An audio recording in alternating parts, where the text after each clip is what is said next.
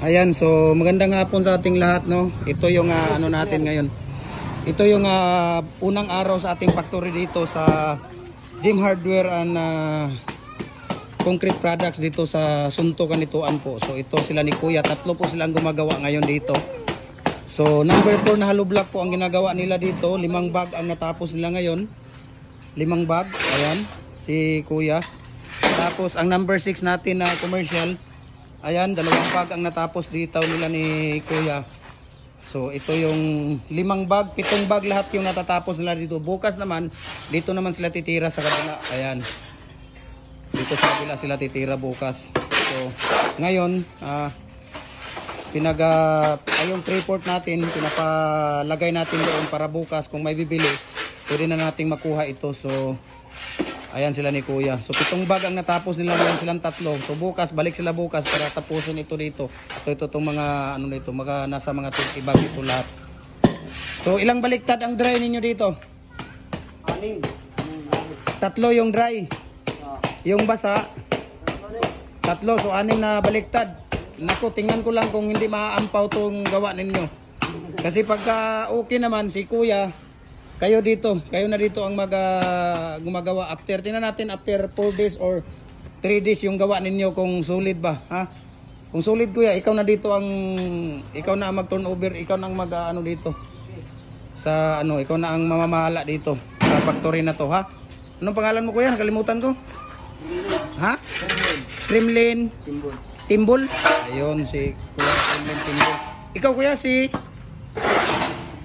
Limwell. Ha? Buroy. Ayan si Kuya Limwell Buroy. Ito naman si Uy. Anong pangalan mo, Kuya? Yung tunay Cardo Sumalpong. Si Cardo Sumalpong. Ayan. So thank you so much inyo, Kuya. Alis na ako, ha. Ayan, ayusin yung pagsarado dyan. Yung mga manok at saka aso. Nako. Bukas. Bayad pa naman ito lahat. Bukas ito baka. Okay, sige, thank you, ha. Yung susi, Kuya, ikaw na gumawa ka. Ayan, thank you so much sa ating lahat. So, ayan, 7 bag ang natapos nila ngayong araw. So, thank you so much and God bless ating lahat. No?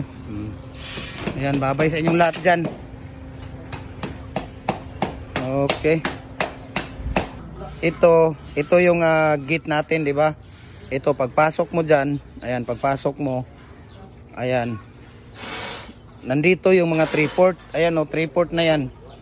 Ito, mga 3/4 na yan. Ayan, 3/4. Ayan, 3/4 na yan. 3/4. Ang problema nito, saan natin to ilalagay? Kasi pag naubos itong buhangin dito, saan dadaan yung ano? Ayan, pag naubos yung buhangin. Ngayon, ubos na dito, tapos na. Kunti na lang, ilang sako na lang dito. Mapupuno na ito. Ayan, ayan, puno na yan. So bukas yung banda doon sa dulo, pwede nang itayo yun. Tapos yun nandito, pwede nang itayo ni Kuya yan. Ayan, ito si Kuya. Si Kuya Cardo ang ano dito, may 2 anak.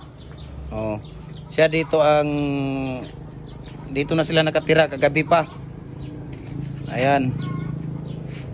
So, doon ko ipalagay kay Junior yung yung paggawaan ng mating art, yun doon sa dulo, yung sa may aso. Doon ko ni Junior. Ayaw ni Junior ngayon. Iwan ko sa kanya. Ayaw niya ngayon doon. Yun, Tapos doon siya magawa ng concrete post. Pwede doon magawa kasi sayang yung space doon. Malaki pa yung space doon. Pwede dito magawa ng concrete post. Ayan, hanggang dito. Dito, kalahati dito. Yan.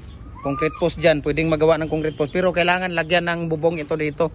Kahit na lang. Yung sako ng tawag dito. Simento. Ayan, so puno na dito.